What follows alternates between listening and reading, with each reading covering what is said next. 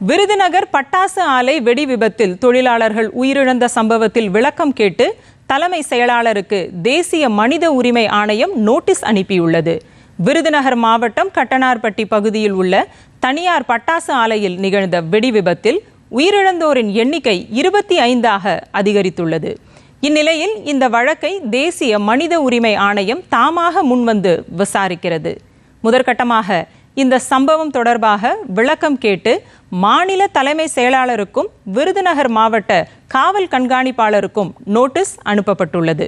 இந்த விபத்து தொடர்பாக மேற்கொள்ளப்பட்ட விசாரணை, காயமடைந்தவர்களுக்கு அளிக்கப்படும் சிகிச்சை மற்றும் உயிரிழந்தவர்களின் குடும்பத்தினருக்கு வழங்கப்பட்ட இழப்பீடு குறித்த விரிவான அறிக்கையை 2 வாரங்களுக்குள் தாக்கல் செய்ய வேண்டும் என்றும் அந்த நோட்டீஸில் தெரிவிக்கப்பட்டுள்ளது. பட்டாசு ஆலைகளில் பாதுகாப்பு விதிமுறைகள் முறையாக பின்பற்றப்படுகிறதா என்பதையும் பாதிக்கப்பட்டவர்களுக்கு உரிய நீதி கிடைப்பதையும் உறுதி செய்ய ஆணையம் இந்த நடவடிக்கையை மேற்கொண்டுள்ளது.